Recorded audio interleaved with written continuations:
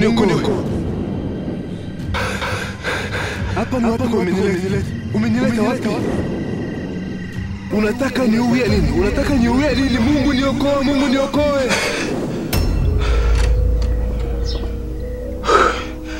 Mungu wangu. Ndoto gani Mungu? Ndoto gani?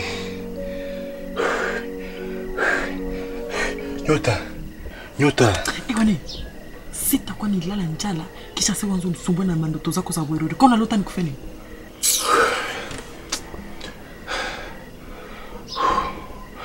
Asa bibi yangu hawezi hata sasa niuliza kama nimekuwa nalota nini? Efrem enda kukoroga mwe usiku.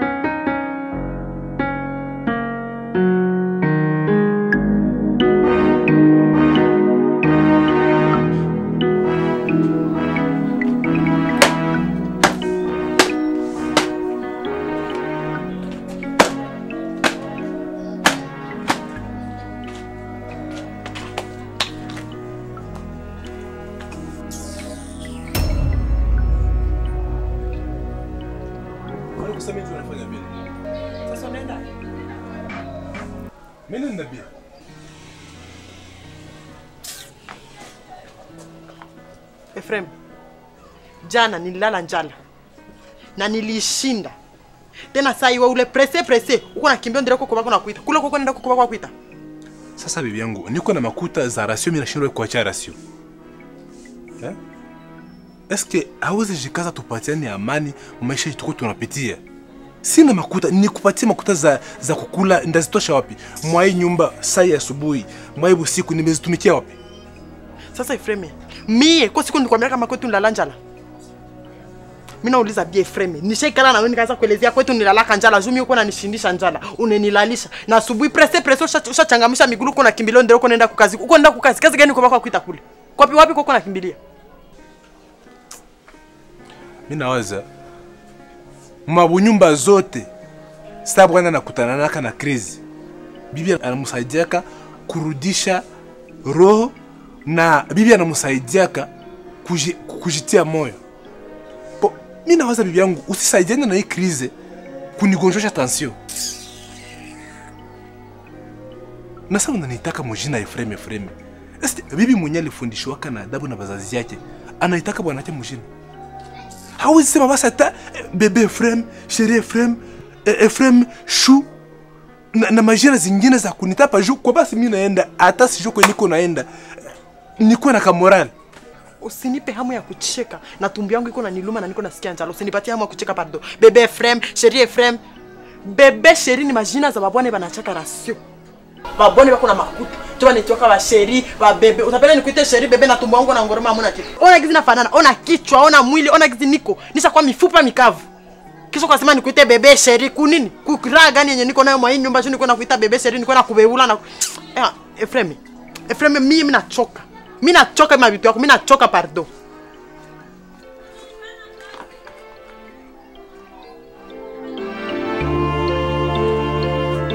Michael Nine. Efrem.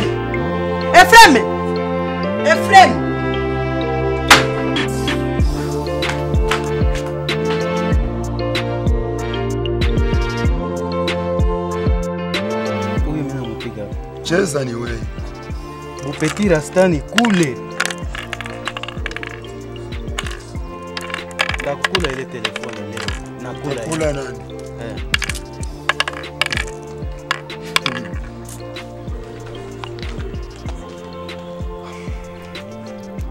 Salomo.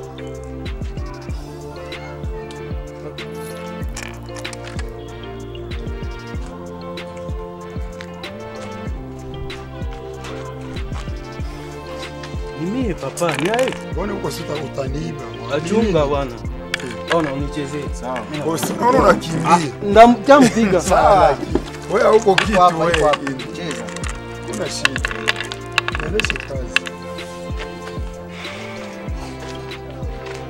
Iko. Sawa. Mbona email yako iko bien? Unakufa nini ndugu yangu? Siko bien mon cher. Siko bien. Na kuko na deni yangu ya makuta kidogo. Mimi nakuwa ikulomba ujikaze unilipe sana. Manake kama hauna ujikopeshe, kama uko nazo zinipatie juu niko mbezwe sana. Kupale vitu biko Kwanza umefaa bien kukia niona kwa juu nilikuwa nasema ndakia kwako inde kusikupatia leo. Mais pale ni sawa mon cher. Hapa umefaa bien. Aye bibi yako Nyota. Bibi yangu iko pale. Bibi yangu iko tu pale tu. Merci. Sawa. Hapa sawa. Sasa Salomo. Nilikuwa na kope nyingine nitakubrancher. Okay. Ni kope ya bien. Kama utajisikia sawa na kama hutajisikia mimi naweza tafuta mwingine mwingine ifanya naye. Si unajua na mimi sina kazi. Kazi ni mangura, dame, hakuna makuta. Na mimi nawaza tutafute fasi nyingine kwa tunaweza enda ikala. Mimi nakuelezea kila kitu, nakuelezea kope yote. Kama unakuwa d'accord sawa, kama hutakuwa d'accord mimi natafuta mwingine. Acha kwa vile. Mimi sina kazi. Kwanza ni bien juu nisha kulipa, utaweza uza tabia.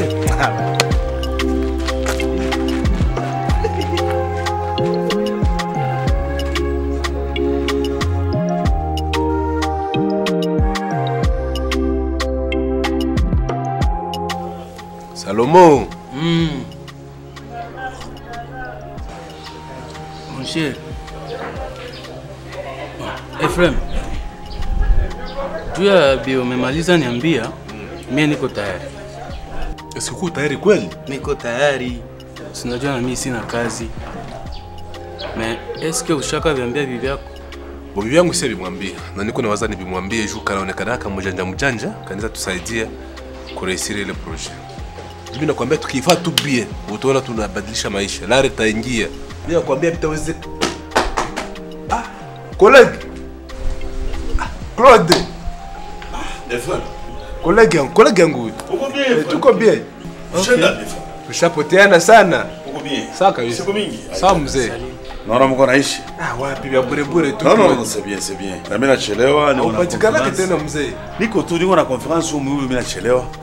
Sasa tutaonana naye. Au rejera kata mu groupe ya ba ancien collègue wangu kwa WhatsApp.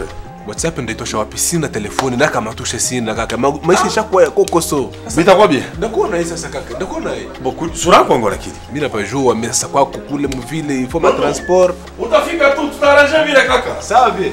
Kolegi yangu tulisoma naye. Kiti moja kwanza alikuwa ni pumbafu, alikuwa hakuwa na akili masomo. Mwele kichwa chake. Hamuna hata na zero. Mimi nashangala mimi namuona. Napa sasa hivi nilimlota nilikuwa nikimbiza. Asa natani huu. Ile ndoto tu. Basi atakuwa na shida naye. Kumelisa magari ule. Iko na maparcelle mwa mwingine akose hauzi hesabia. Achana na bili, tuongee mpango wetu. Na ashie pamoja na bujanja yetu. Tutakuwa wabose sana.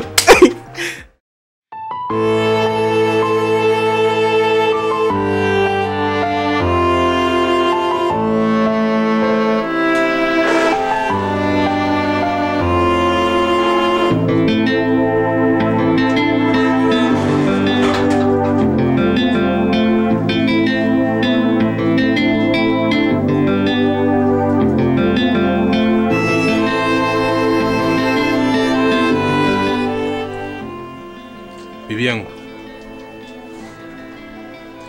Manake hawezi shimama hata unipatie kayambi.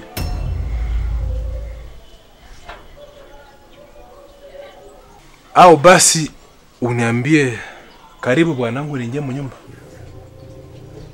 Karibu huyo mlango wa mamako. Huyo mlango wa mamako Ephraim.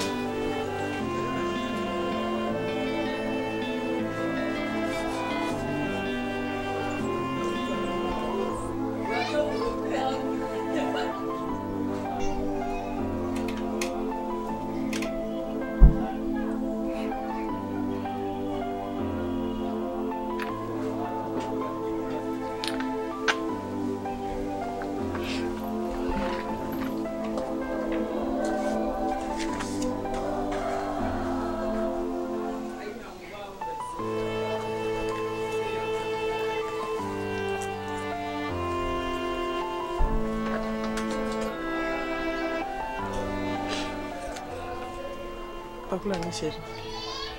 Mimi sina problemu ya kukula. Bon, mimi najua unakoka na meru sana. Kama utauza nyama ya ngombe, kama ni mbuzi, kama ni nyama ya kila kitu. Uzi tu unajisikia. Na lingine gani? Mboga buchungu. Sawa, sina kibila msoko nisikia shafu. Sawa. Mais sasa tuko na moyen, unakuwa mwanamke mzuri. Sasa hatuna kitu, inakuwa ni vita kuvita, incompréhension, matusi na kila kitu. Mwanamke mzuri ni anavumilia kasa hakuna. Sasa iko na kitu tuko tu bien. Alors bon, ça va? Courage. Lakini siku na samee, lakini wanao kuna roho ya kusamea na ya kusahau. Nijua nilikuwa sikia njaa la ndio maana nisamee, sio shida. Sindio? Nenda kwa msoko, sindio? Asifungi. Ta.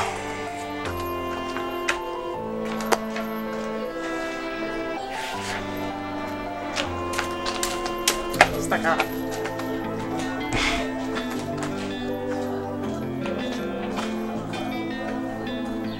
Banamuke vrema, banamuke.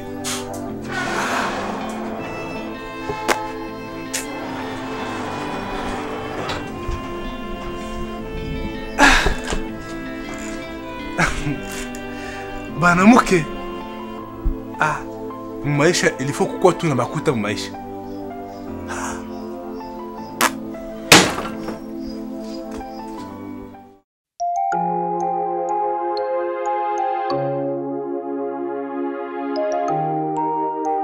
Vile ainsi va la vie.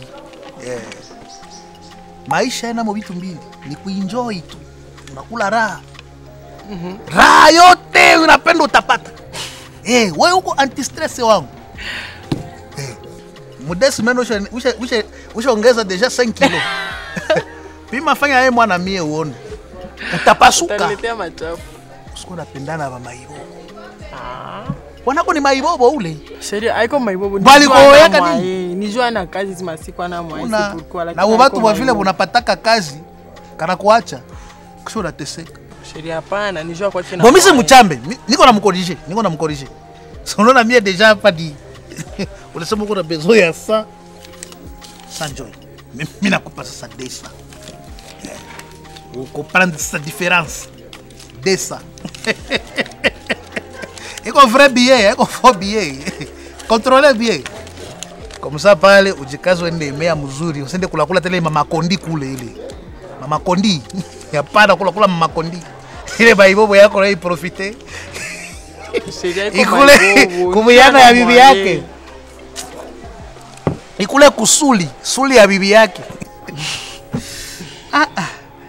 Bo anatanda nishaonana na Jira. Nishaongea naye. Juu ya chambre. Tushakula chakula ya mwili, twende kula sasa nourriture spirituelle. Tufiduliane. Tugeuzane. Tupengamishane. Turushane. Usirse pita. Suna pa ku. Mai couloir. Premier porte à droite. Naingia tu mwili. Niko na kukutana. Sasa Jimmy, njoo na kwako hivi. Maki tukaonana tumaki fo vya vile. Sina mimi kila siku mimi napanaga makuta. Ushanipatia bure? Sini dona. Nipe nikupe. Jimmy nipe nikupiko sa dance, Jimmy, tuko barafiki, si ndio? Mu mathématique walikuwa tufundishiaka flèche aller accompagné de retour. Nishafa flèche aller à 200. Il faut naitumikia. Ya bure alikuwa yake mama. Hakuna Jimmy, kazi gani? Hapa hakuna kazi. Tuko barafiki. Nilikuita nikwambia niko bezoa mafuta. Tunaonana lakini unaanza niambia tena sio kama vitu gani? Njoo vitu gani hivi? Uko unatraire wana yako? Na mimi natraire bibi yangu. Siko marie. Mimi niko marie. Jimmy, siko tayari. Hauko tayari? Lo, siko tayari.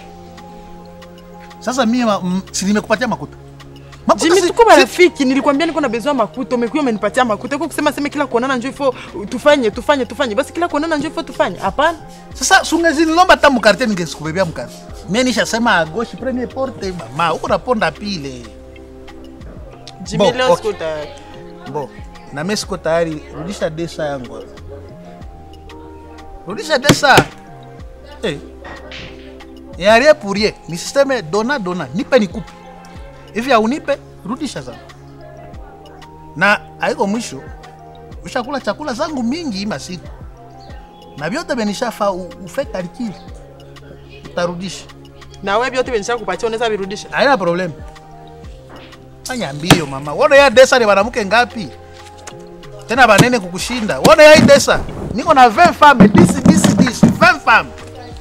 Mimi nakupatia 20 femmes, $10 hapa na bananirukia na mkichwa banachanua nywele. Hii desa ilikuwa imeenda bien. Una kiombo. Nilikuwa makuta ya kulipia hata watoto yangu masomo. Tunaona kwa sema na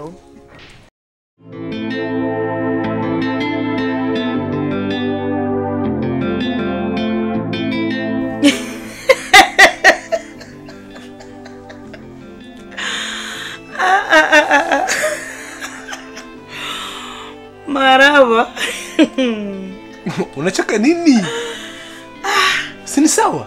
Efrem, depuis mimi nafaka makopi. Si aingia mkope ya hivi. Kufungula kanisa hata. Hapana, tuchangie kwanza. Mama wema. Mbona unashangala sana? Sana. Mie Efrem alikuwa lisha ninterese na nikaitika. Ipo mbeko iko makali. Sasa nitafungula kanisa. Unawaza? Hatuwezi jiretrouver na maisha yanabadilika. Mama wema. Au wao uko naona kwa hii crise? Mama wema. Mimi nishapanga mpango yote. Sawa? Mimi nakuwa pasteur. Pasteur mkubwa. Maki mimi nakuwa pasteur. Mimi nakuwa apotre. Mimi nakuwa archbishop. Mimi nakuwa vyote ka. Ndio mimi. Manake wewe unakuwa mama diakonese. Diakonese wema. Diakonese nani? Wema. Diakonese nani? Wema. Okay. Wewe unakuwa evangeliste. No. Diacre. Diacre nani? Salomo. Diacre nani? Salomo. Diacre nani? Salomo. Sadaka zote zetu toko tunatoesha. Sasa tunaenda mtere. Tutakuwa tunafanya tere lundi, mardi, mercredi, jeudi, vendredi mpaka samedi, dimanche. Ni kazi, ni maboro tu ya kujifanyisha tu tunahubiri watu. Na usishangale, ndahubiri watu huku nje, ndatabiria watu huku nje na wataokoka mu mizaha. Crise hii sijue. Est-ce que utaweza kweli?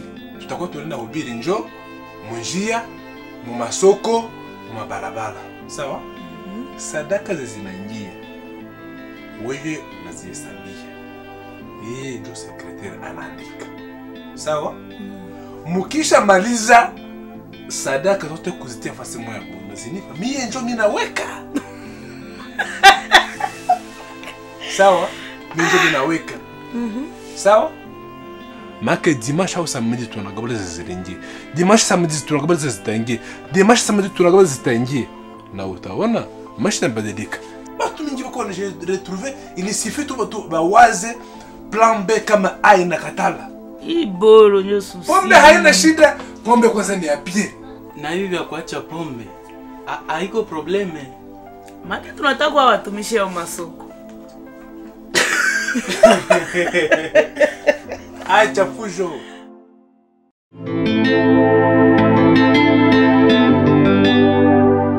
Efrem, unaweza nisaidia urudilie wenye uko nasema? Niko na lota wala. Unaweza nisaidia urudilie kwa sema? Bibi yangu mimi nasema hivi, makuta zako zolikuwa naweka, pardon, nishazitumikisha hata kama hujui.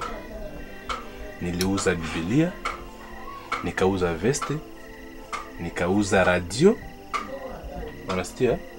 Na nikauza ngoma. Alors, manake ni kusema a partir ya leo niko pasteur. Unisaidie tu, unisindikize tu mawazo yangu. A partir ya leo bataanza kuwa wananiita Pasteur Ephraim na wewe mama Nyota, mama Pasteur. Hivi na watu wanasema kushangala na habayaona. Watu wanasema kushangala na habayaona kitu. Ephraim mtu anashitaka mtumishi. Salitiwa na mtu chako mtumishi anakuwa na alitiwa. Ephraim ulitiwa na nani? Nani mwenye alikuita? Hauendake tena mkanisa? Nani atakusikia? Nani wako atakusikia na uende tena mkanisa? Nani atakusikia Ephraim? Bia kuitwa kwanza njoo benye siwezi shida na ngoe. Juu nikingoya sema Mungu ataniita mukazi yake, hata niitaka na hana hata mawazo ya kuniita. Sasa pahali nijicheleweshe umwe peke mimi najiita. Sawa. Mimi nawaza kosi bibi yangu nisikie tu kwanza. Juu mimi niko naanza ona injari tuko tunaishi maisha magumu. Ewana mimi nachoka. Hapa nikicreate tu, mimi nafika kule, mimi nahubiri, mimi natabiri, sadaka zitakuwa na injali unalia kila siku, itaisha humu. Wewe tu ni comprendre, unielewe, unisindikize mu vision yangu. Bibi yangu, niambie kwanza.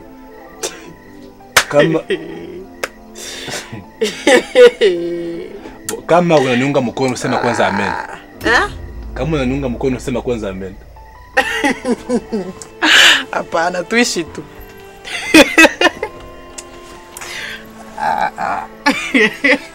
Kama unaniunga mkono sema kwanza amen. Nani?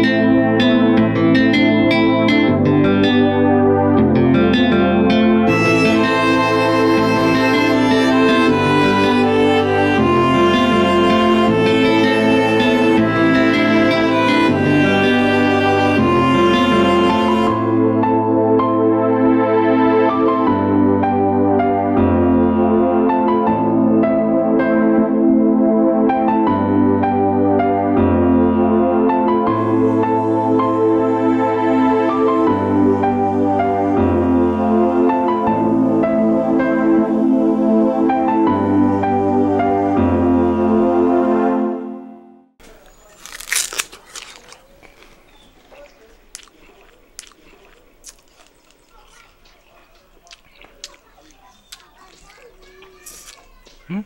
700 francs. Kwanza pana 700 francs. 800 francs. 800 francs.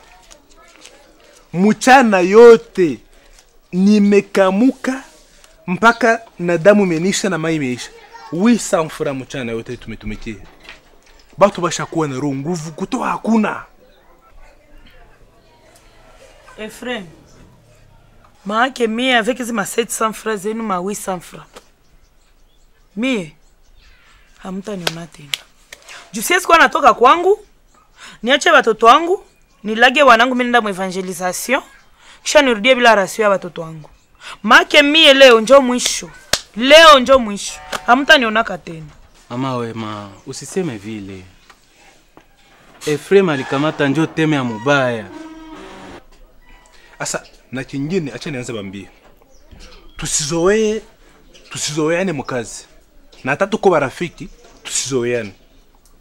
A partir ya leo kesho unaweza shitukia umeniita Ephraim mbele ba Kristo. Mko mnaniita njoo Pasteur Ephraim.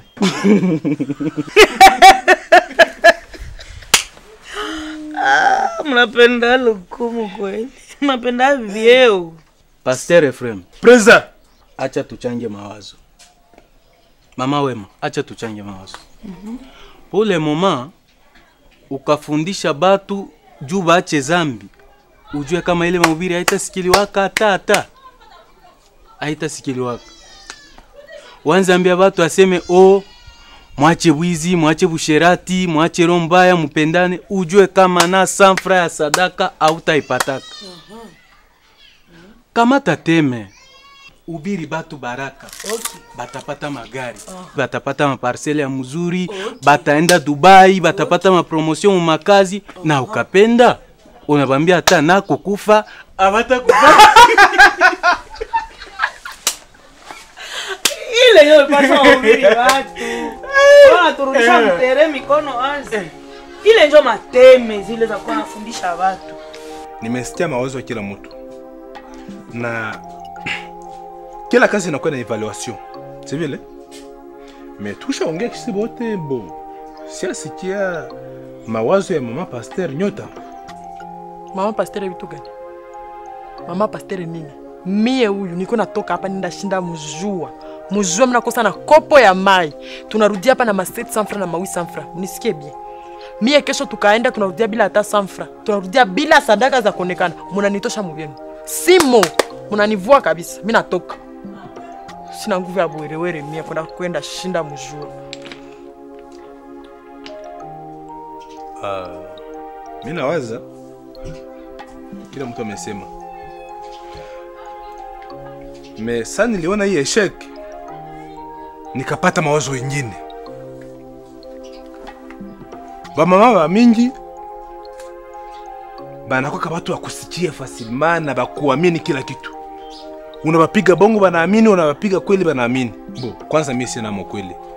Mache bongo wote ndakuwa napiga bamama batakuwa banikamata ya kweli tu. Mimi nataka anza mafundisho ya ndoa. Amen. Amen. Mimi nafundisha bamama mafundisho ya ndoa. Mimi nahubiria vya bongo na vya kweli. Vya kweli hivyo habiko kwanza ni bongo tu. Ni bongo tu. Unaona? Ni bongo tu. Mimi napiga bongo, mutabarikiwa, bia tu ndio mama wanapendaka. Sadaka zitashuka batatoa. Pale sio mama ameongea. Sawa. Kesho mama Wema, mama Pasteur Nyota. Mie na nyie tunaenda motere mubalabala kwenda kuhubiri. Tuangalia kama tunaweza badilisha teme tupate sadaka mingi. Salomo we. Una kamata tutatafuta ka mikrofoni. Unashinda kwa zunguruka tu mwa quartier Ka megaphone hapo. ya ka megaphone. Unazunguruka mwa quartier yote uko sensibiliser mama wote mukwe kwa Pasteur Efreme atabafundisha mahubiri ya ndoa. Mutajua kuishi na bwana mzuri, kisha usisabu kubambia kama batatabiriwa. Jua mama wanatapendaka utabiri sana vya bongo na vya kweli banaamini. Basi angeleta ile idée depuis mbele. Si kama watu wako watajiri si kama. Amen. Amen. Amen. Amen. Amen. Amen. Amen mama Pasteur. Amen.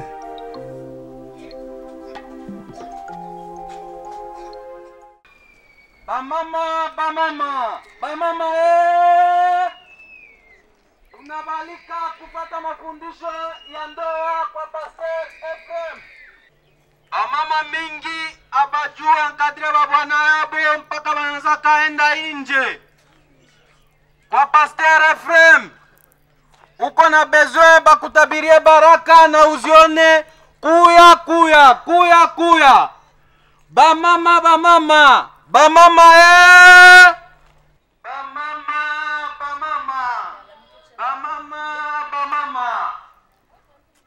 unabalika kufata mafundisho ya ndoa kwa Pasteur Efrem. Bamama uko na bezo wa kutabiria baraka na uzione kuya. Bamama mafundisho kesho na 16h30.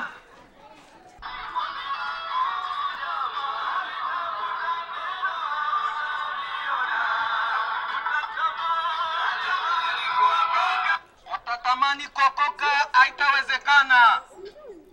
Ndio maana tunawatangazia bamama, tunabalika kufata mafundisho ya ndoa kwa Pasteur FM.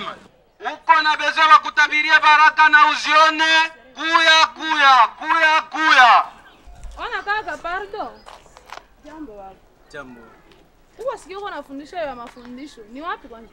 Kwa Pasteur FM tunafundisha mafundisho ya ndoa. Uwe FM tu mimi nasikia kama quartier FM. Ndio. Tunafundisha mafundisho ya ndoa. Sawa, merci. Bo, na ba jeune nao wapasha donc bayolewa, wampasha enda kwa mafundisho. Ukuwe ulisha Pardon, Mbona visema micro? Pardon. Ukuwe ulishaolewa, ukuwe fie mère, ukuwe fie mafundisho ya ndoa. Mafundisho ya ndoa. Kwa Pasteur FM. Sawa, Merci, tutakuye. Okay, karibu tena. Bamama.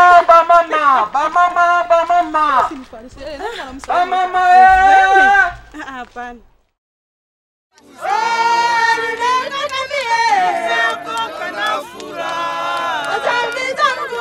Zambi zangu zimetoka, nataka kumtumikia Mwokozi wangu siku. Zamani nilifungwa sana na minyororo ya shetani, nikamwendea Bwana Yesu akaniweka huru.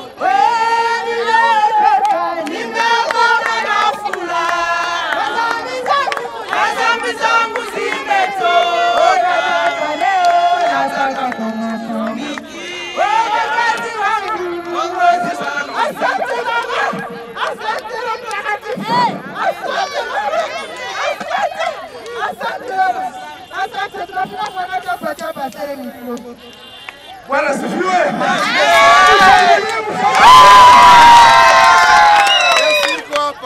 Yesu yuko hapa. Sema Yesu yuko hapa. Yesu yuko hapa. Sema Yesu yuko hapa. Yesu yuko hapa. Okay.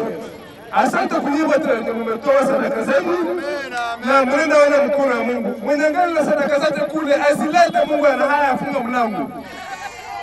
Mwenye ngani na sadaka zake kule mama na mkubwa na kuzisha manyama na tomate. Mlete sadaka zenu, Mungu awaonyeshe tunafanyaka. Mungu mwenye alifufuaka Lazaro musiku 3. Hapana. Musiku 4. Asante sana. Anashinda shida zangu. Amen. Haleluya. Yesu yuko hapa kabisa. Amen. Kila mwenye ametoa sadaka zake anataka pata maombi. Na kila mtu atapata maombi sawa sawa na sadaka zake. Usiwaze ulitoa kidogo hasa utapata maombi ya mingi. Ulitoa sadaka za mingi,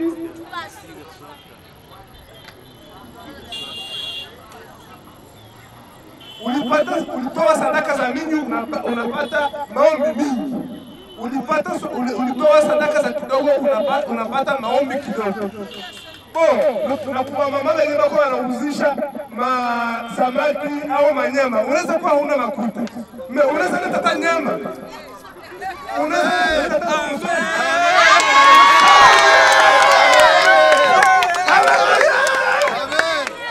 haleluya.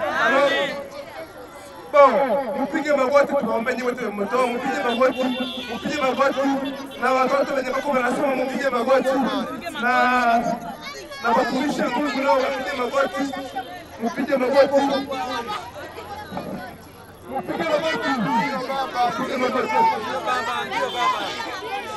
Tunaombea kila mwenye ametoa sadaka zake, tunaomba apatie mtumishi wa Mungu Valeri na wengine wote watakuwa wanatafuta njia kuleta sadaka zao. Mungu awabariki. Na wengine hawakutoa lakini wako na ile nia ya kuleta sawa vile masamaki, manyama, mafuri. Mungu awabariki, wanyama zilete. Mpige mikono kwa jina la Yesu.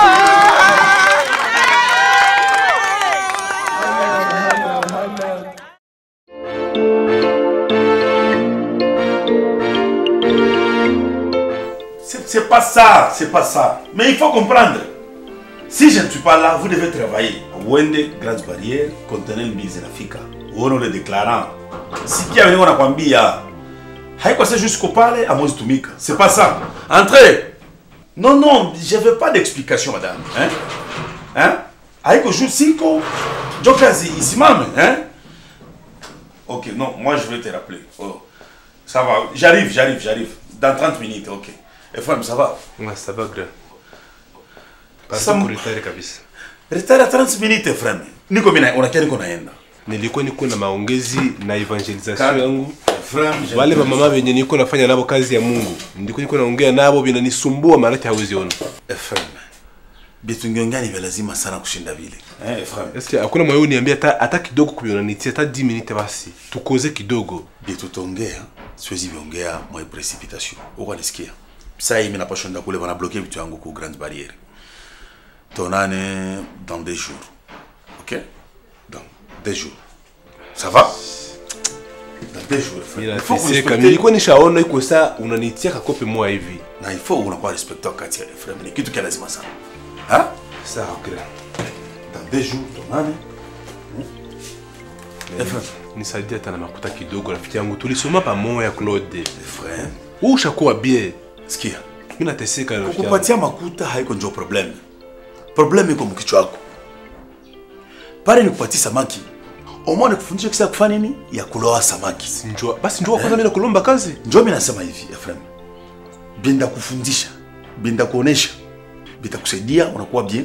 Utapatia na watu wengine makazi ya Efrem. Tusiongee vile sasa unanichelewesha. Kama tezi makuta, lipa moto. Efrem, désolé kabisa. Hein? Merci. Tulisoma pamoja. Je sais tout ça, Efrem, mais il faut en avoir chien. Quand tu vas vitu yote si ya maisha, Efrem. Bwana Yesu asifiwe. Amen. Bwana asifiwe. Amen. Wamama Bwana asifiwe. Amen. Tumesema nini? Mheshimie babwana yenu. Mheshimie banani? Babwana yetu. Mheshimie banani? Babwana yetu. Mheshimie banani? Babwana yetu. Ninaomba kuweka nini? Siri. Siri ya mubunyumba ilifo kuiweka. Babibi ba mingi huku nje. Hawaijua kiweka siri. Bwana kakoroga, bwana kafanya kosa kidogo tu munyumba, iko musalo, iko mushambre pale, siri zinaenda kwa bibi baba. Sema yote baba. Bwana naka tangaza bibi yake. Amefanya nini? Amejitangaza. Amejitangaza na amejizaraulisha. Alors ni kusema sa bwana anaweza kosea au anaweza fanya kitu munyumba kenye hauka mzuri. Bibi ni kuweka siri. Mumabunyumba muko masiri za mingi, sheba pasteur tunaona kubya mingi. She tunelezewa kabya mingi. Me kitu ya maana mufuae ni kuwekeana siri. Haleluya! Amen. Bwana asifiwe mama. Amen. Somo yetu ya leo ilikuwa ni kusema mama, nyenyekea mu nyumba yako na udekeshe mume wako. Sawa? Mungu uko juu ya vyote. Ya vyote. Uko juu ya vyote. Ya vyote. Mungu uko juu ya vyote. Ya vyote. Haleluya. Amen. Wa mama haleluya. Amen. Sema amen. Amen. Bo sasa tukamata kesho moja au mbili kwa mafundisho yenyewe tumejifunza. Karibu kwa maulizo. Papa Pastor, nashukuru kwanza kwa kunipa ifasi. Na tena nashukuru kwa mafundisho. Nilikuwa nasema niulize Pastor. Ni juu ya babwana yetu. Ndio natufundisha tukone heshimia babwana yetu, tunasikia. Lakini Papa Pastor, kuko babwana wengine wenye bakamatikaki. Sasa vile mie wangu ndeza penda nimbembeleze, nimfanyizie vitu vya mzuri, me hata kamatika. Ndeza kwa tuko tunakula kumeza, ndapenda nimukulishe, nimuoneshe mapenzi ya kweli. Me bwanangu ananionyesha kama anaanza niambia, mamake sina mikono juu nikulishe. Bile vinapita, mimi na nyamanza. Tukamaliza kula, namwambia bwanangu, watu tie mai kudushe, twende tunawe. Nimuoneshe mapenzi kabisa ya kweli. Meya ananionyesha aseme, mimi siko bebe. Juu ninawishi. Kisha papa pasta. Bwana wa nguvu vile. Mtu anaweza mfanya au mtu anaweza muonesha nini? Juu mtu aone kama naye anaweza ataregea pasteri. Ule ni wa nguvu tu kweli. Ule kabisa shwa rejee naomba kumotonga twanga. Bo, sasa mimi nataka kuibia siri moja. Ndio pastor. Siri moja. Na ile siri ukaifanya. Ataanza kuwa na regea saa vile lenga ilishapigiwa tena na maji ya mvula. Amen. Bwana sifiwe mama. Amen. Sawa. Mais avant nikujibie, nikwambie ile siri. Ndajibilia limoya, sawa? Ndio. Amen mama. Amen. Ndajibilia limoya. Wakesho nyene nani? Okay. Amen. Amen. Mimi papa pasta kwa mafundisho natupatia. Vraiment inanisaidia sana. Papa pasta, papa Ephraim, merci sana. Vraiment tungepata mtu sawe depuis mbele kama baba wetu habaenda kete na nchi. Haleluya. Vraiment unatusaidia sana. Kwa mafundisho natupatia, mimi nasikia unasema tukwe na dekesha baba wetu. Ndio. Na tujiregeze mbele ya baba wetu. Sasa papa pasta, mie bwanangu mimi najikazaka kuregea mbele yake na kumdekesha. Haleluya. Bwanangu nikimupropose ka kitu fulani, bwanangu ananiambia kase wananiache vile ni vya bambaraka. Bwanangu nikimpatia kabizu ka kisirimu, bwanangu ananiambia sasa zile ni bizu za bambaraka. Bwanangu nikimupropose position mkitanda, ka position tukamwa hivi, ananiambia sasa mimi najikamataka mbamu za bambaraka mkitanda. Sasa papa pasteri, bwana wa vile mtu anaweza ishi naye Mama mnateseka sana mmabunyumba zenu? Sana kabisa. Babwana huku nje banawatesa sana. Mimi nawaza kuko bamama bebako huku nje benye banajua siwezi toka nje ya nyumba yangu hata banifanye nini. Alors, sa mtu iko mkitanda yake par exemple na bwanake, manake ile ni tere yenye ikwamo ayaze orje ile biba taitika. Ayaze bia mzuri wanaitika na heshima mingi sana. Unaona? Alors ni kusema mko na mashida za mingi kweli inaonekana. Mbele nijibia kwa kesho zenu zote. Tunaita kwanza mama pasteur atulete kikapu ya sadaka tutoa kwanza. Tukishamaliza toa mimi najibia sasa kwa kesho zenu zote. Sawa mama? Ndio. Moto moyoni pia? Kinywani. Moto moyoni pia? Kinywani. Haleluya. Amen. Sama mimi kwa leta kikapu ya sadaka, mama Debora atutilie kakorasi kwanza. Hakuna hakuna Mungu mwingine. Hakuna hakuna Mungu mwingine. Hakuna hakuna Mungu mwingine. Hakuna hakuna Mungu mwingine.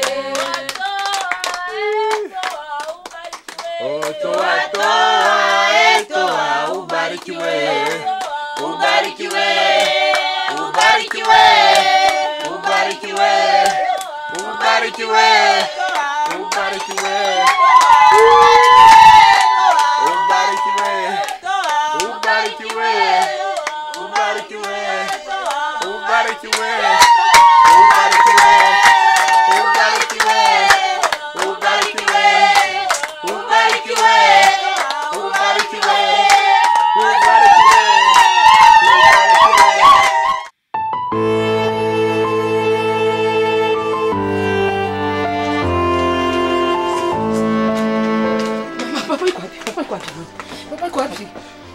Mama.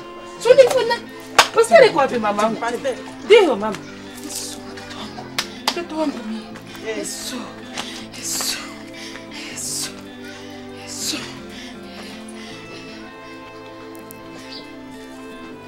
Wewe anakufa nini?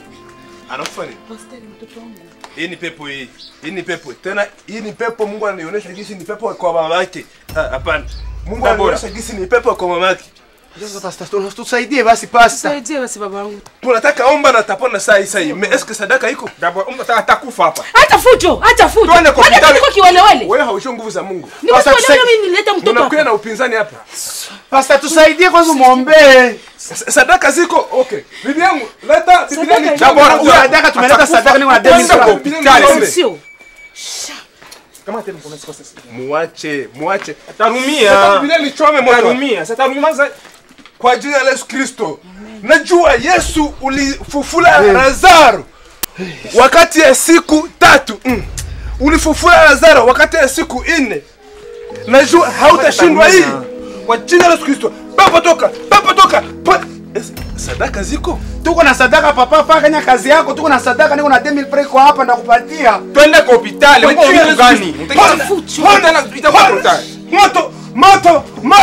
Moto. Heshimia watumishi ya Mungu. Heshimia watumishi ya Mungu. Unaleta mtoto na upinzani. Nikapenda mimi naweza mwacha hapa na kufia. Papa, pardon papa, tusaidie. Au ni mwache tu akufia sasa. Hapana, tusaidie papa, tusaidie, pardon. Aka kiana kako na upinzani sana. Ita Mungu wako basi hapa afanye kazi. Moto. Kwa jina la Yesu. Kwa jina la Yesu Kristo. Shusha moto. Shusha. Basta mtoto wangu ona habuje tena baba. Mtoto wangu. Bo, hii haiko mapepo hii. Ni kifafa hii. Mkamata mwende naye. Sio kwamba si mtoto. Mkamata mwende naye kwa hospitali. Zamani. Mkamata mwende naye. Acha upinzani garso. Mkamata mwende naye. Pasteur, si kama kisendo kwa hospitali. Pasteur gani?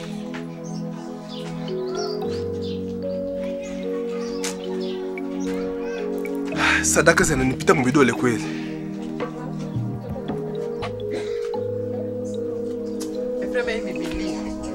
Efreme hii Biblia uko unacheza nayo Efreme. Sasa huyu mtu angekukufia kwa hapa. Huyu mtu ungeenda samba na nani? Ungeenda samba wewe peki. Hakuna mtu mwingine wewe samba naye hapa. Sadaka zingepatikana hazinge kusaidia. Sadaka za wapi? Hii sadaka zako unatafuta na njoo kaburi yako Efreme. Sasa wewe unawaza hapa kungepatikana sadaka, ungelala njala uko ya kila siku. Gani sadaka gani zingepatikana hapa? Niko sikia kwa mama 2000 francs. Sadaka gani ingepatikana hapa Efreme? Sunona. Wewe haujui politiki ya kutafuta maisha wewe. Hapa sadaka zingekufa hapa kama tunapata makuta kwa kutusaidia huko. Sadaka zinanipita mbidole kweli.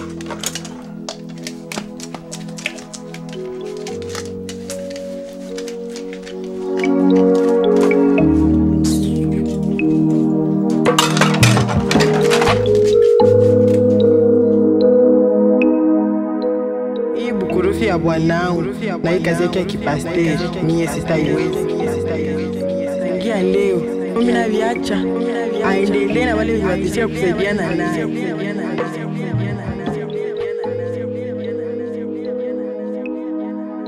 Ningali kwanza na Zambia kutoka nje ya ndoa yangu, tani tena Zambia kusemea Mungu bo. Hapana kabisa, mimi hapana, naviacha.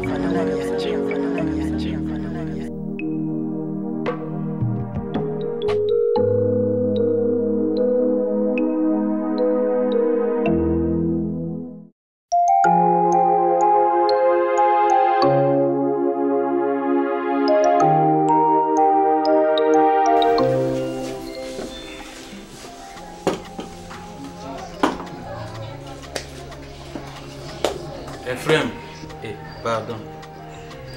Pasteur Ephraim. Preza. Mwa hii kazi yetu tuinisie njo ba mama sana. Kwa juu kila kwenye tuko nenda tunapita.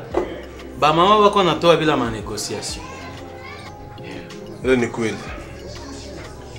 Ba mama wanatoa bila negociation na banaaminiaka kila utabiri. Iko ya kweli, iko ya bongo mbo kwanza shi hatuna ya kweli kwanza.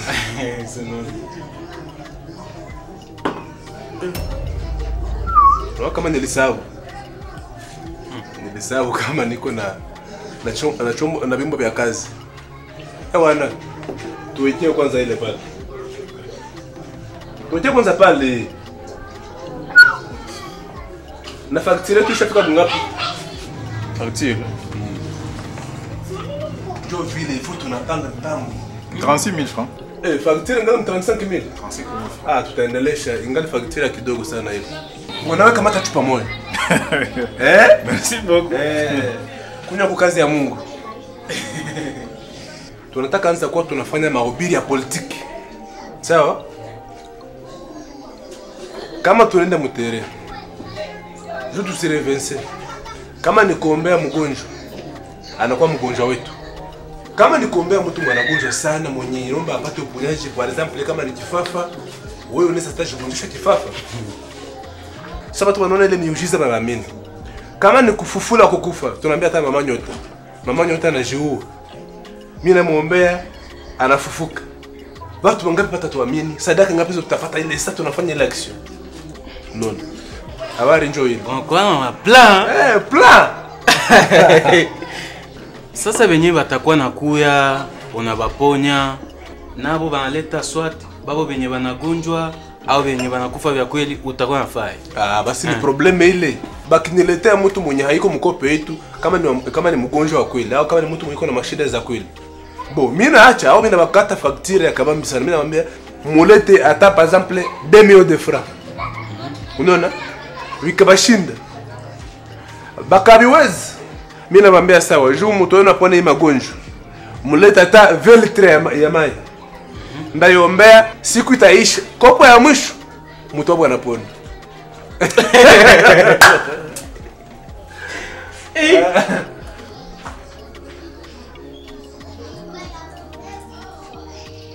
Ungekunywa hii pombe pole pole haiko mai.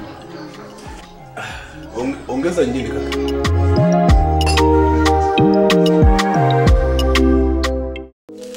Unasema mzuri. Kukia kunielezea hayakuwa mbaya sababu unajua kama siri yako. Tangu ulikomalia mwa hii kanisa nawaza maneno yetu hatutoshenje. Maneno yako ni wewe na Mungu wako basi. Mie niko pale juu ya kuwapatanisha na Mungu wako. Sasa kitu kenye kiko pale, jiache wazi na kutega sikio, jiache wazi, ila kitu ujue kweli yako na ikue kweli yako na pana yako ikue hapana yako. Papa Stereo ya magumu ilikuwa nyumba yangu na kutokuelewana, nikashikutanisha kutoka nje ya ndoa yangu, nikashikutanisha danganya wanangu, lakini kwa kupenda yangu Papa Stereo ilikuwa jua maprobleme na shida zetu tulikuwa nazo, ndio maana Papa Stereo najua kusindikiza wanangu mwele Papa Stereo yake ya wongo kumunga mkono. Naomba Mungu anisamehe sana. Mungu anisamehe sana Papa Pastor. Haikuwa kupenda yangu, Mungu anihurumie, shetani tunjua alinikula zamu Papa Pastor.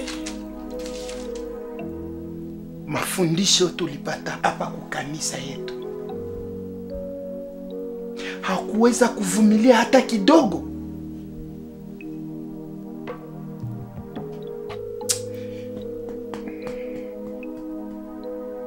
Kumbuka siku tulienda kubatiza. Ulisema nini? Ulikiri nini kwa maneno, kwa kinywa chako? Na mkataa shetani na mambo yake yote. Juu tu ya kupata tatizo mbunyumba, mpaka una devoile secret za Mungu zote unatupa nje. Hautaki tena vumilia Mungu, unaona ya muhimu ni kutoka nje ya ndoa. Haya. Sababu Mungu ni mwenye rehema. Nakumbuka maandiko ya Yohane sura 8 mstari wa 10 kuendelea. Walipomletea mwanamke kahaba Yesu,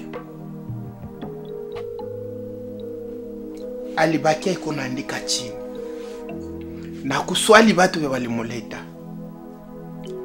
Mwenye haya fanyaka zambi au wa kwanza kumpiga mawe. Kila mtu alienda zake. Na Yesu aliposimama akasema hivi, nami sikuhukumu, lakini alimwambia nenda zako na usitende tena nini? Zambi. Kama vile unakuya leo unakia tu, sitakuhukumu sababu tunavala mwili inajaa shida, inajaa zambi, lakini kitu ya muhimu ni kujitambua. Hivi basi vile umejitambua, Mungu amwakusamehe. Na kama vile Yesu alisema ya kwamba nenda na usitende tena makosa, na mimi nimekuamuru ya kwamba uende na usitende tena makosa. Shuka chini, tupaze sauti, tuombe Mungu kusudi afanye nini? Akurehemu, lakini usirudi tena.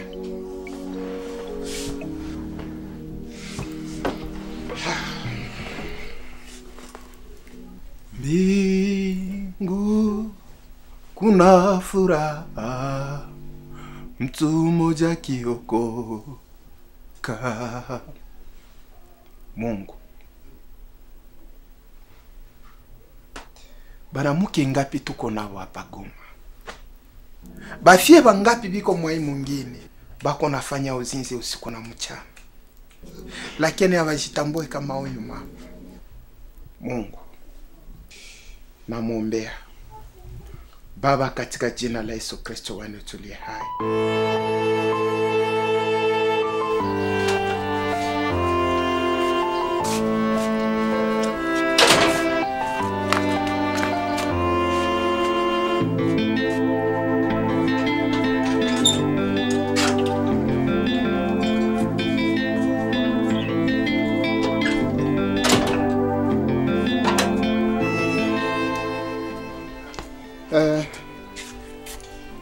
Mama, mimi nawaza unatarudia kwenye.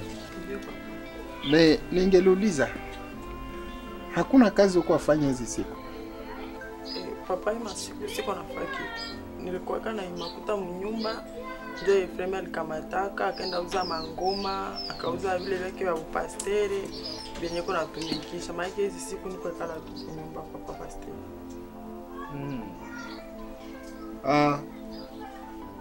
Sawa. Nikikubariki na kitu kidogo, unaweza anza churuza makala, matomate, mandagara, unatia taka kitu kadogo pale kwa mlango. Ndio papa, mimi naanza kuwa na kubariki sana. Sawa.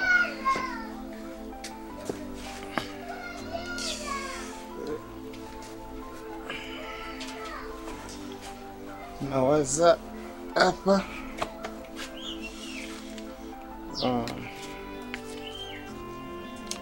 ni 100,000 francs. Wende ataku kuporo tola mfuko mwa makala itie pale nje, na shetani hata kujaribu tena. Merci beaucoup papa, Mungu abariki na ongeze tena. Sawa. Mungu akubariki. Mungu akubariki papa, merci beaucoup. Asante. Wende kwa amani. Asante, utashinda bien. Ndio.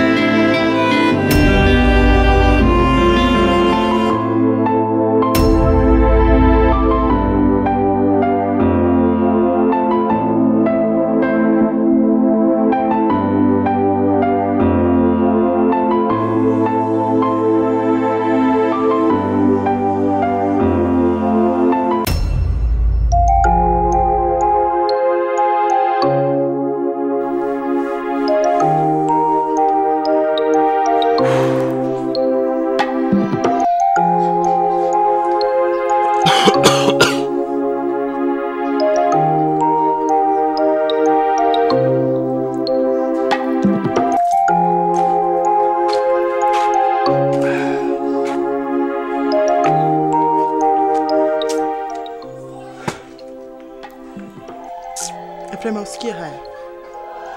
Hausikie haya maisha yako vraiment.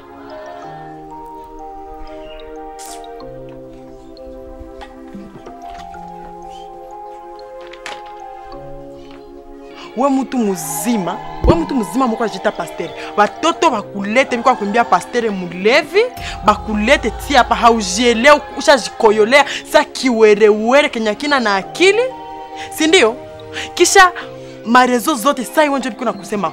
Uende ku Facebook, sizwe TikTok, WhatsApp, magrupe zote sai wonjo biko na kuongelea Ephraim. Sawa? Eske unaona kile ni maisha? Jina gani unapenda unipatie mie mwa hii dunia? Jina gani Ephraim? Watu walijua kama nilelewa. Unajua kama nilelewa. Julie sifikisha hapa.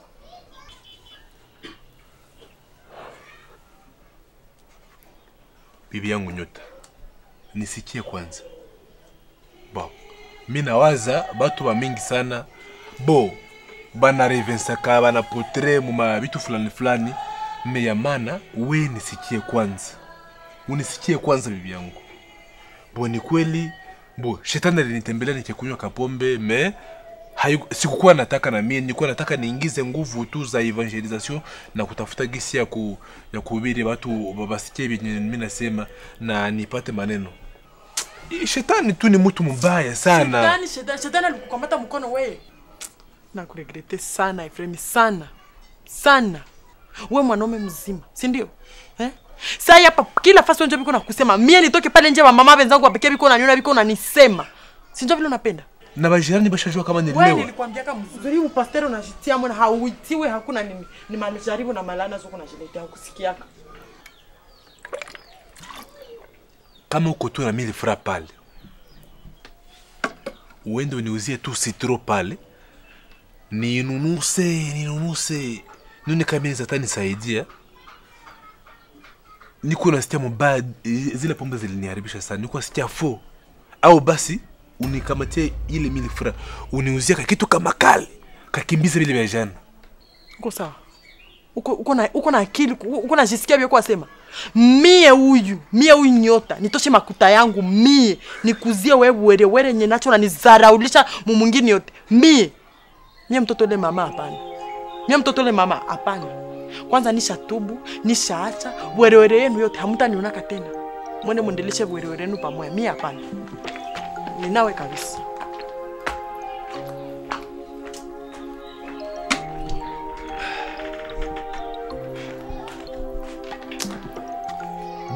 Kwanza hakuna hata mwenye harevensaki.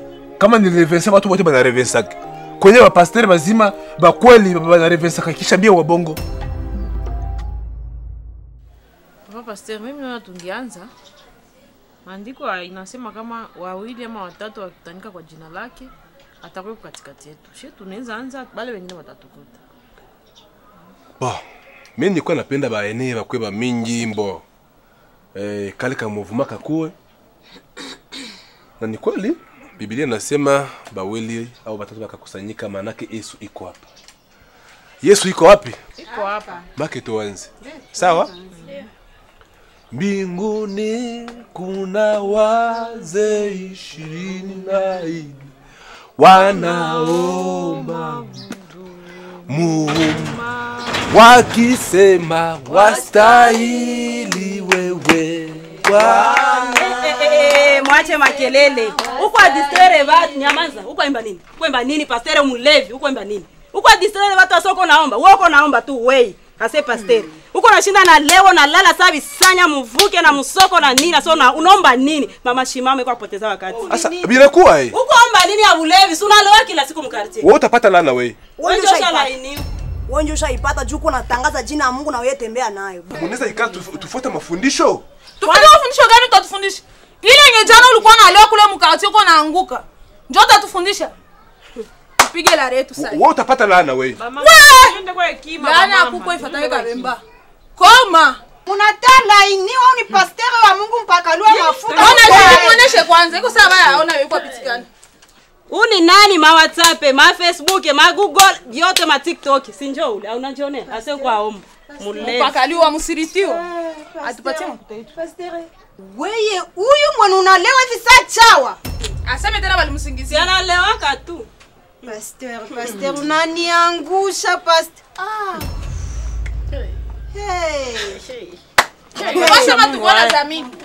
Ase mpakaliwa mafuta wa Bwana. Bo, mimi nawaza musicheze na mapakaliwa mafuta ya Bwana. Wewe usiritiwa. Papo na siritanjo machunga iko hata watu. Mnacheza na neno la Mungu. Nakuregrete sana. Mwende uko watanganya. Yetu kwa tupatia. Pesa natosha. Yesu akasema mkumbukumbu. Yesu akasema mkumbukumbu sura 6 mstari 27. Akasema hivi. Huyu mwanamke mwenye amefanya dhambi mumupige majiwe. Na mtamupiga majiwe ni mwenye hafanya dhambi. Mama Neema, sumeniwakia sana. Kama unajua hawafanya dhambi, nipige ile jiwe. Kama unajua hawafanya dhambi, nipige ile jiwe. Mama Safi, kama unajua hawafanya dhambi, nipige ile jiwe. Utapata laana. Wewe njo unaonekana wewe njo kiongozi wa hii group yote. Nipige basi lijue na wewe. Nipige lijue. Papa, pasteur wa bongo, pardon. Tuzoke kwa mbele. Ile mshari unasoma mkumbukumbu la Torati. Ase mwenye hayawahi kufanya kosa au kwanza kupiga maana itosha wapi papa? Afunge. Mimi najua ile mshairi kwa Yohane sura 8 mstari wa 7. Takaliwa mafuta. Endelea, suko la kinywa, endelea. Ni mu masoko za watu wase mubarikiwe. Kumbusha leo na ukapiga mvuti. Na kale kabibi yako sondiza kama mama moja mnajikalisha hapa mnatutosha masadaka comme si rien n'était. Tunapia tunazitosha kwa kitu pasteur tunakuletea. Kumbe mko ba escroc. Mjeshimie bibi yangu anakuwa makali sana. Atafanya nini? Atafanya nini? Nini anatambala? Mama pasta zile kinyo irudisha kwa mimi. Mama nikuzia jana tosha. Mange mukome na mukoma. Acha ukome na mukoma. Retire kwa bibi yenu. Juzi manafaa retire makuta mmenisikia mzuri. Pasteur kinusu. Nikungulie ze kunguru zako. Zote nitilie nje. Si hatuko beswa makuteni. Umenisikia mzuri? Unapenda nirudisha ninafanya usikiata na haya wazimu. Unatasha wa Kristo wangu anakimbia. Sisi tuheshimiane na bwana zetu. Uniachie fuzo. Umenisikia bie? Usinipatisha haya. Mimi nitakureverse hapa. Mimi nitakureverse sasa hivi. Kureverse wakati usajireverse. Basi kusima utanipiga mie. Dobola ngoma. Mie na sadaka yangu ya 1/10 nitoa hapa juzi juzi.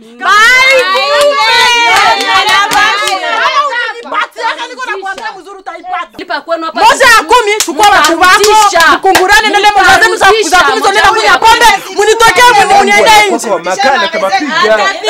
Ndani ya mashamba babani kaisikia sana. Kwa tushende. Tushende na kurudia sasa. Nini nami? Hawa ni bilalo. Frappere. Una buona frappere. Escro. Muniachie fuzo. Muniachie fuzo muende mpatane na maisha na washinda.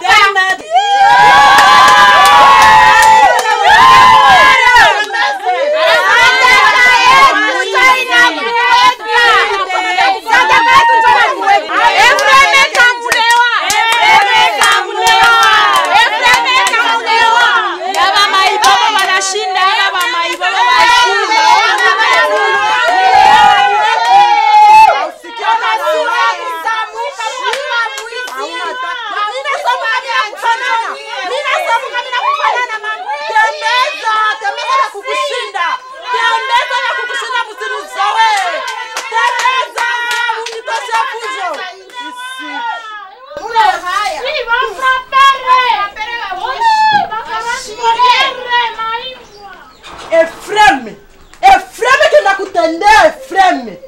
Kwa hiyo kuna nionyesha Efreme. Utaniregrete.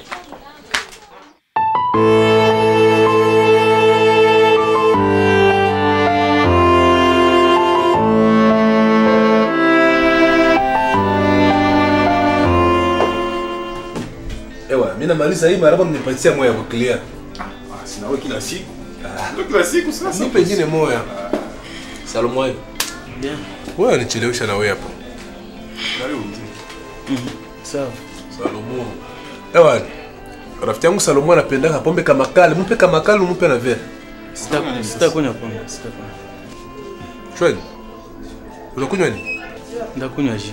Ah, siwezi kukuzia jus. Niharibisha makuta zangu kubure. Jus vitu gani? Mupe pombe akunywe. Gracha pombe. Ile makuta yangu unipatia ndio ilipa transport. Sawa, acha tu, acha wewe. Efraim, mimi natia mikono yulu. Hatuna batia kazi ya upasteur. Pombe ilikupatisha haya juzi. Na wewe pekee unajua ba mama walikufanyizia mwa hii quartier. Hakuna tena vya kudanganya watu. Akose utoke nje ya hii vile uende endelesha huduma yako ya upasteur mu vile ingine. Au karema utoke mwa hii nchi. Mimi siko na wewe tena mwa hii kazi. Salomo. Kila mwanaume mwanakuwa na buga. Anakufaka njana na kufa maskini. Buga ni adui ya maendeleo, nasikia. Jua nini basi hatuwezi sema bwana, gisi mkaretse basha tu raisonner. Gisi tuko wafo pasteur. Mimi nawaza tulipashwa ndio kama tata 2 mois, 3 mois bila evangelisation, tulibasabulisha kwanza. Tuanze kwa tunaenda ubiri hata mu masoko, tuache kwanza mu grand route na mu quartier tuache kwanza. Anatanda gisi bako bana sawa. Efrem, kila mtu yuko na video ya bulevi yako mu telefone yake. Mie siko na wewe tena mkazi yako. Kamata bibi yako Nyota, mama Wema, muendeleshe kazi yenu. Mimi siko na wewe tena mwa hii kazi. Wewe Efrem, unipashe mwe makope wa? Hizi makope za ngufungufu bro, hawezi. Sikia. Basi ya kubaki mu boutique, c'est pas bon, ça m'a mimi siko intéressé. Utakufa na njala Salomo.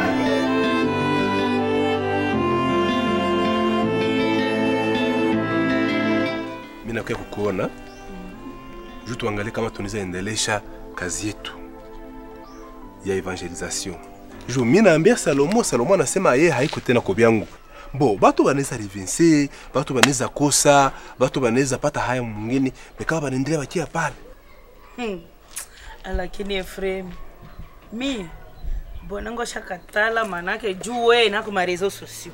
TikTok, make wenjo unavuma. Bwanangu naye ashaviona.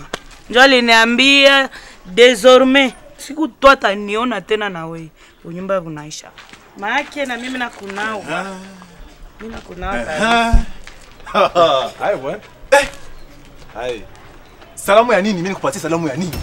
Ona kaka, si mtu asalimiana kwa kwanza. Pardon, siko mkosadabu. Niko shadexi ndio kwa papa nipatie swate mafuta zangu, swate telefone viatu vinaenda. Kuko probleme. Bo huyu ni rafiki yangu sana, anauzisha mu boutique. Mimi naziaka mulomba bu madeni ba magie. Ouais, j'ai depuis quand? Ouais, quoi matirbo wa bizima. D'ailleurs, mi siko na gauche droite. Swate mafuta zangu, swate na ku revenser. Papa, hauna hata 5000 francs nimpatie kwa. Mie. Sasa mama pardon kwanza. 5000 francs njoo hai. Si njoo hivi tu nilikuwa kwambia. Unaona deni njoo hivi. Pardon mama. Unaona deni ngapi nyuko nayo? Bwana mtu kama mimi hapa ni munjia kwa kwangu uone kama ndaziko. Usipende kufanya kibamba. Usipende kufanya kibamba. Mimi naweza kurevensi. Yes baba. Mimi naweza tia Biblia chini tunapondana sasa. Papa neti kurevensi na kufanya hii mkono naweza kuingia mtumbu saa hii. Ona kaka, basi kutombokeana hivi mbalabala haitaleta. Me ashaka nitoroka vya mingi sana. Ashaka ninjelea vya mingi sana. Saa hii ni finali, ni makuta zangu sote na kujaga. Twende kwangu nizikupe basi. Mimi kuna na kwako wapi? Makuta zangu vie.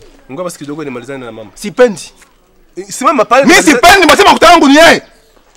Ona koko betu konaongea na ipardo. Mimi bila mtaviongea hata kama ni kunyumba kama wapi. Makuta zangu usitie hapa. Kusopa zangu zangu ni papa. Acha. Ona kaka, ona. Pardon kwanza. Bebe sheri ni majina za babone banataka rasi. Babone bako na makuta. Tuwa nitoka ba sheri, ba bebe. Unapenda nikuite sheri bebe na tumbo wangu na ngoroma hamuna kitu. Sita kwa nilala mchana. Kisha sema wanzo nisumbua na mandoto zako za bweruri. Kona lota nikufeni. Efrem. Jana nililala njana. Na nilishinda. Tena saa hiyo ule presse. Uko nakimbia ndio kwa bako na kuita. Kule kwa nenda kwa bako kuita.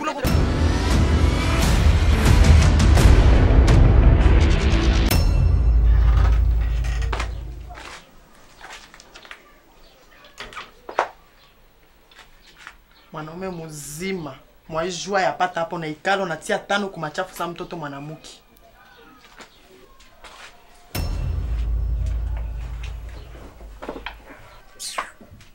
Sasa Efrem, njo maisha gani? Njo maisha gani? Barafiki yangu wote waliolewa na babosi. Barafiki yangu wote waliolewa na babosi. Lakini mimi sio nipate na vere moya ya mchele. Vere moya mchele paka tuombe Mungu Baba. Ona nyumba ya mwanaume mzima, hamuna na chaise plastiki. Ushaona rafiki yangu hapa? Hakuna rafiki yangu mimi nafikisha hapa, hatuna hata na chaise ya plastiki. Niko nyumba, niko mchezo. Unanizoea sana juu si ya gugusaka. Nyota ingumi yangu nikaikupatia ni saa 50 kilo. Saa taizono, unasikia? Uendelee tu kunizoea hivi. Mati niko naisikia inapiga hapa saa vile jua ya 12h. Nisha kwambia usiku na sadiana na krize kunigonjesha tension. Nyota mimi naweza kupiga mpaka unazimwa na nguka hapa juu ya makeni niko nayo. Unisikie bie. Zile nguvu zako nasema pale ile kama 100 kilo kama 50 kilo ya nguvu za taizoni. Unasende tumikisha nje. Kwa wanaume wenzako ndio wanaonyesha kizi wako na nguvu. Hapo kumie njoo utanionyesha kizi wako na nguvu. Unitese, unitia kwa mangumi yulu. Mimi naweza kuonesha Efrem. Mimi naweza kuonesha. Usipende uniambia sema sasa taizoni wewe beba makala, ubebe mifuko 4, mifuko 5, njoo unaonyesha kama uko na nguvu. Shi? Mwanamke mzima niko na kaleso moya. Kaleso moya s'il vous plaît. Mwanamke mzima. Na wewe ndio usiku wote mzima nigeukie huku. Nipe. Na mtu akisha kupatia na haupendaki umalize. Na upende mtu akupatie limoya. Kisha tena na kunisumbua na saa hii. Hausikia tena haya. Make inombo nitangaze mu quartier yote gisi sikuzie kaleso, sikuzie kila kitu. Mpaka bajani bajue gisi hauna kaleso mbili na kaleso moya yuko nayo. Moya. Umata uko na ile moya mbona mie sina? Unashitapa mbona mimi sina unajiona kama manomo nakamilika. Mimi nakwambia nikitoka tu hapa nje. Nikitoka nje, mimi nakukulisha wewe. Mimi nakuchunga, mimi nakuvalisha, mimi nakufanyisha kila kitu. Nisho mimi nakuikalia humo, mimi nakuika unanizekesha. Kuna kitu cha nizekesha. Unanizekesha niko bebe. Unanizekesha papa. Nikitoka hapa nje, mimi nakukulisha wewe. Utoke nje.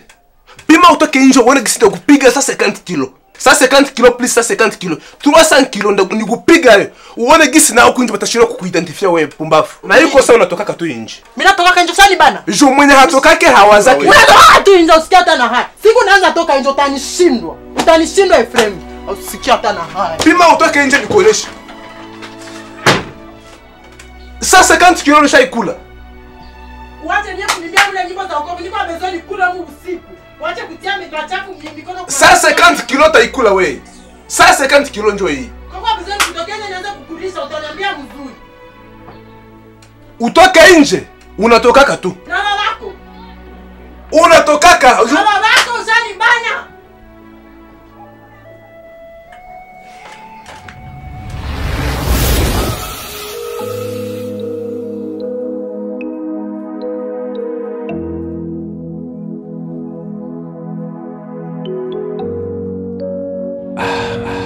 Maisha mtu kama hana kitu anazarau likaka tu. Familia na kuzarau, marafiki, mwanamke anakuzarau. Shangale mtu ni fisi yenye famille, mais anakuwa considéré ça vile kade mazarau. Reunions za familia ziko mwe banatuma tu ni fisi yenye mwende uzia wageni kinywaji. Mungu anisaidie kabisa. Na mwanamke mwangenisaidia basi kumtia moyo. Hii ndio inaendelea nichomeka kabisa na nitia mbavu yulu. Nifanye nini ndio nipate pesa?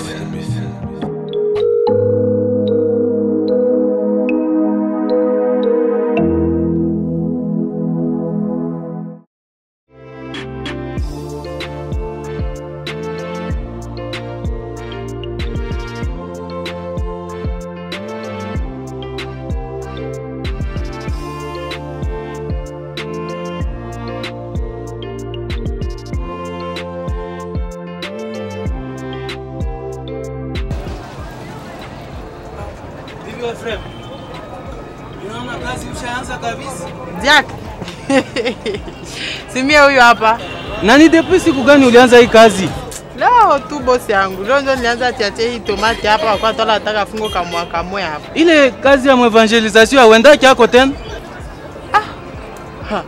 Kwanza mimi mwa vile vyenu njoo munitoshi. Mwabile vyenu, munitoshe. Zile kazi za kusemea Mungu bongo, mimi hapana kabisa. Ile ni malana na ni majaribu ze Mungu ndasitia kuchonjono na upatake na sanfra sema tuko napata sadaka tukapata sadaka ile ni malana. Bile vyetu hata. Ni vyenu basi mimi nishatoka. Mie nilishaka binawa zamani. Nishaka rudilia kazi yangu ile ya kiede mason. Sawa. Omwa taile unakapata sanfra yako polepole. Palo kwa logota zako polepole omwa taile mtoto wetu. Avec hebu churuzi yako bwana wako Efrema akitafuta kachupa mangaribi yake haezi kakosa. Na kakalanga kamubichi anakapata hapa tu. Sawa, merci. Mchana mwema basi. Sawa.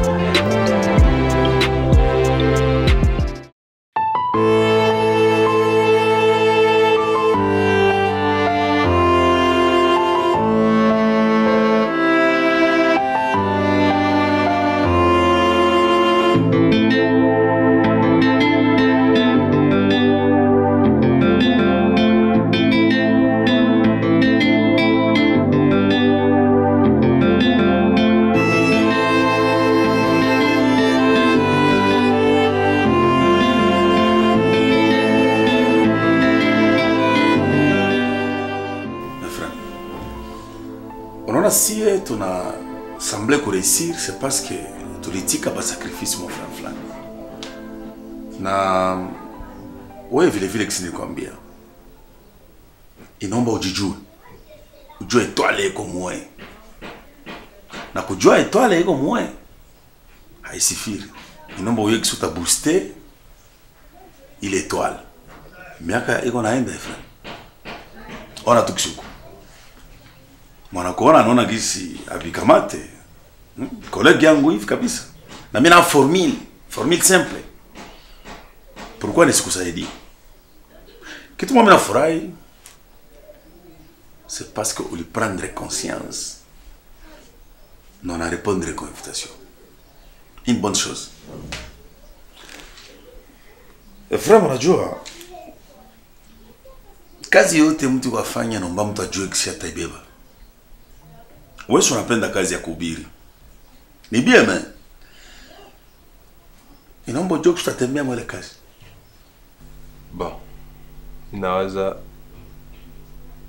unajua shida yangu kama kwa probleme ya pato.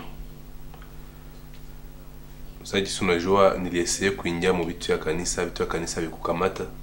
Na watu wote washajua gisi niko faux pasteur. Bon, nikusema navyo nilishaviacha, mimi nilikuwa nataka niendeleshe navyo. Nilikwambiaka ukasema unaweza nisaidia kusudi watu wanicroire.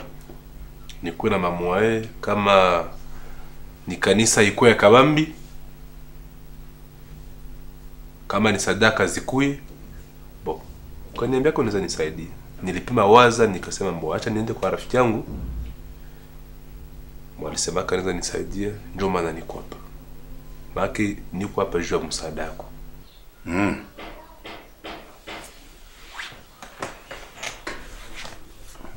Unajua hii? Hii ni carte. Banandika hii. Joker. Très bien. Ephraim, maisha kwa sa carte. Na mwele carte uko joker wa maisha yako. Gisu nabeba maisha ndio kisinaendaka. Shurti takupa ni kidogo tu. Condition moi simple Ephraim. Il faut faire un sacrifice to kakidogo. Kakidogo tu. Haiko vya mingi. Kakiloko sana. Shia tulombe vya mingi sana. Sacrifice gani sasa? Condition yeko Ephraim ni sacrifice ya mtu. Kumbe ni ya makondisyon. Mimi nakuona na nyumba na gari kila kitu. Kumbe ni makuta mwa hivi zenye hazina hata address. Frère.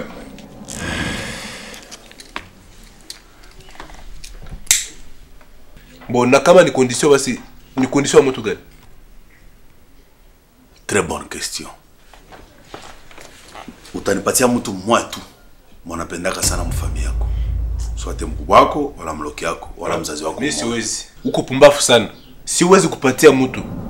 Na siwezi sakrifia mtu juu nipate makuta. Mwe nabakia vile. Mimi nawaza kosa kwa ishi maisha mwa vya bien.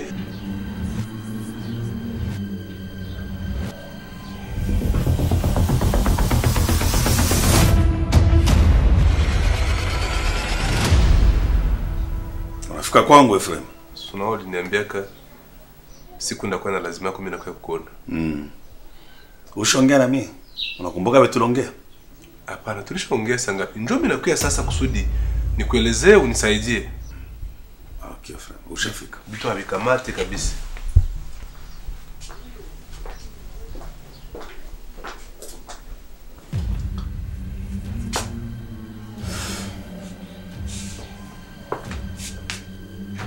Kani kusaidie Efrem.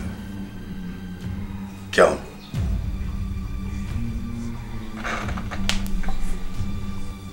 Hakuna shida, kiaona tu. Sikuwa bezwa franga Efrem.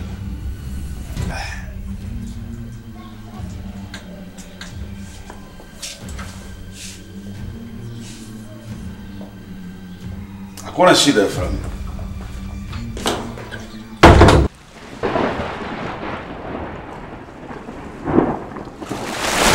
Usishtuke. Usishtuke Efrem. Mbona moto natoka ndio msaro yangu? Ndio shambre mimi alalamu. Hakuna shida. Mimi nataka kupatia formula. Nitakuwa nakupatia franc. Kamata. Nini? Kamata kwanza. Tupa tu hayo a 2 metres. Succès. Itakurudilia na utapata franga. Valizi ya makuta dola itatoka mai yako, inakuwa yako. Unalaga maskini.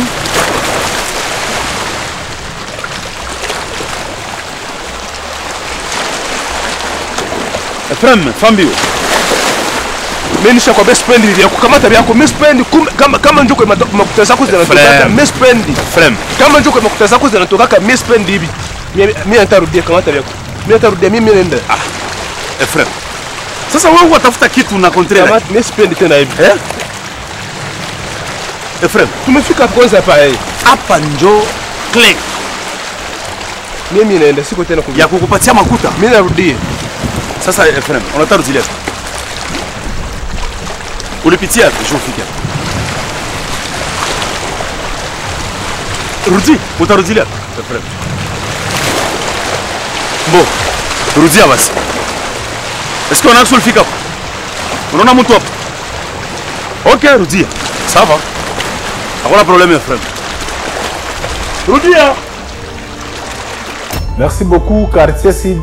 Partie 1 tunaishia pale. Mais inaendelea.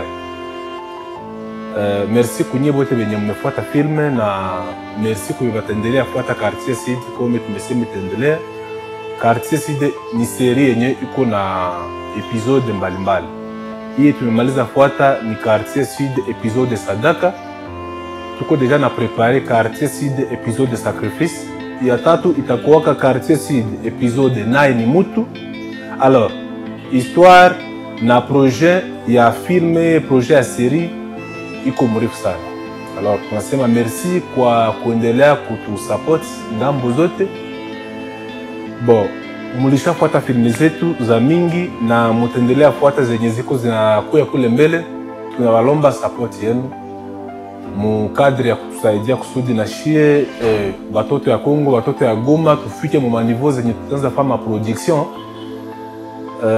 ya filmu zenye ziko ku standard international.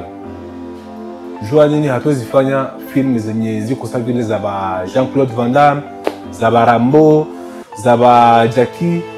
C'est parce que hatuna soutien, surtout soutien ya pesa, parce que kufanya film ni makuta tena za mingi. Alors tunafanya appel kwa watu wote bebaneza penda kesho basi tushafika mu maniveau za kufanya film zenye balikuwa hawawazia. Tumesoma sinema meme na kuwenye banafuata film za Goma, mko mnaanza ona ma production za film za Goma ziko zinaanza kuwa mu niveau ya kushinda filmu za Tanzania, za Nigeria. production ziko deja, makamera Mungu amemsaidia, tuko deja na makamera za mzuri, sauf que ile soutien ya pesa juu tufanye filmu za mzuri ndio yenye haiko, ndio maana tunasema mtu support. Sasa mimi naendaka Tanzania, mimi naenda Ghana, mimi naenda Nigeria, mimi ona babose bakule bananiambiaka aseme shie tunainvestira kama sinema huko kwetu.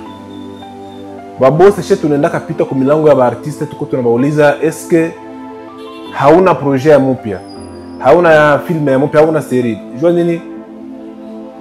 Ni kutaka tu kumbusha babose yetu ya Goma, babose ya Este, babose ya Kongo, bisi unakamata makuta zako unazitia mubuchuruzi. Njo vile unaweza zitia mubuchuruzi ya sinema. Unanikontakte tu, unaniambia Petit tufanye kazi. Nikatia makuta zangu par exemple mu filme zako, koma zinaweza rudia. Tunaangalia sagisi vie Dr. Patrick Kibonge ananiita ananiambia Petit, mimi na kusupport na quelque chose uingie mu tournage ya Quartier Sud. Bon, bientôt Quartier Sud et partie de itatoka avec soutien ya Dr. Patrick Kibonge, alifanya mkono na wengine wenye majina les amis kubebana tutilia mikono. Alors, nipenda tu niwaonesha kama avec population yetu ya Goma, population ya Kongo, musanii wa Goma, musanii wa Kongo angala naweza fanya maexploit na wenye nje ya Kongo walikuwa hawajatendre kama filmu ya hivi inaweza toka Goma, filmu ya hivi inaweza toka watoto wa Goma vya vile.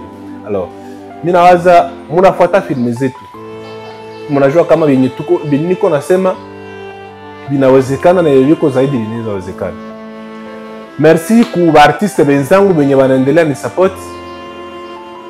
Tulicheza nabo merci, na wenye tutaendelesha masuite za serie nabo merci ku force kujisumbua pour que production ziendelee kwa bien.